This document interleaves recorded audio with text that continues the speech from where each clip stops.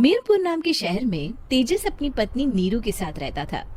पति पत्नी दोनों ही नौकरी करते थे। एक दिन तेजस गांव अपनी माँ के पास फोन करता है। हेलो, प्रणाम माँ। जीते रहो माँ, तुम दादी बनने वाली हो। अरे वाह, ठीक है बेटा, मैं कल ही आती हूँ। जब माँ जी शहर पहुंची तो बेटी बहू ने बहुत अच्छे से स्वागत किया। लीजिए माँ जी, चाय। अरे गर्मा गर्म पकोड़े ले आओ माँ के लिए। नीरू रसोई में गई और 2 मिनट में ही पकोड़े ले आई। जी ये लीजिए। बहू जादू से बनाए हैं क्या? अभी तो रसोई में गई थी।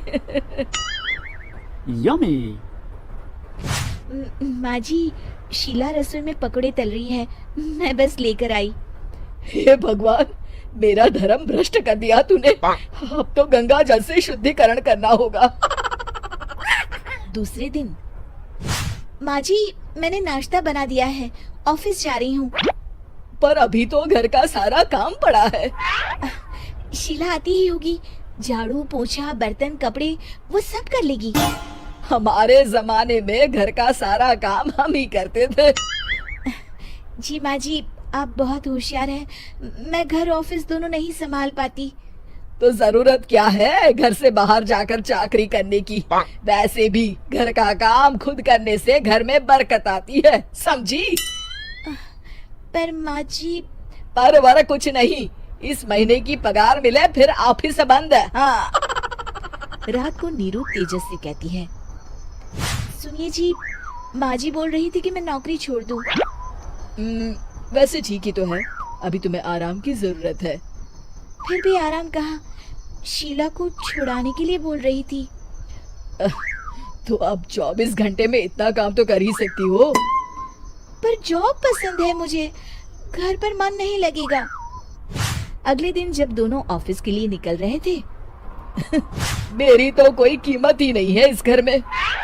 माँ जी, आजकल महंगाई बहुत है, रहन सहन भी बदल गया है, दोनों नौकरी करते हैं तभी ठीक रहता है। अच्छा, तू कहना क्या चाहती है? मेरा बेटा तुझे बिठा के खिला नहीं सकता?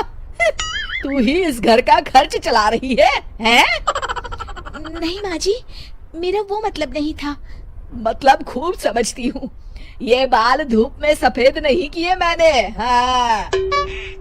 अब तो ये रोज का काम हो गया था। तेजस भी रोज की झिकझिक से परेशान हो गया था। एक दिन उसने कहा, नीरू, वैसे भी तुम्हें मैटरनिटी लीव मिलने वाली है, तो अभी से ही छुट्टी ले लो। पर क्या, मेरी सैलरी अच्छी खासी है। आखिर नीरू ने रिजाइन कर दिया। जब बच्चा हुआ तो घर में सब बहुत खुश हुए। कुछ दिनों बाद तेजस फाइल देख रहा था। क्या हुआ तेजस, कुछ परेशान लग रहे हो? हाँ, वो हमारी जितनी सेविंग्स थी वो तो हॉस्पिटल में और छठी के फंक्शन में खत्म हो गई है नीरू।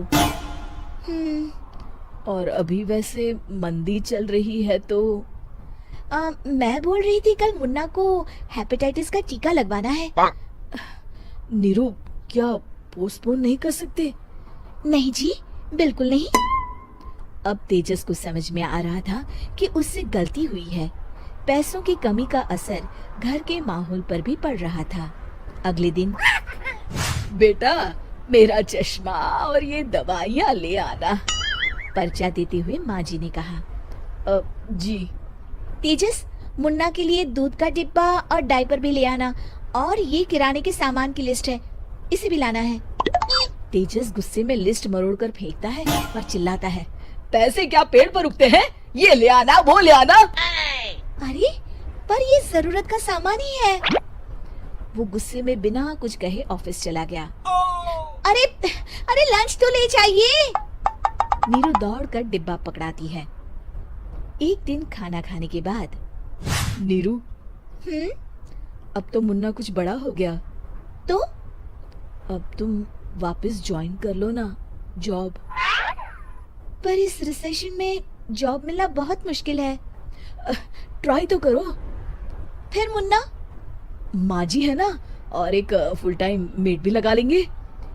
पर माँ जी, उन्हें तो पसंद नहीं।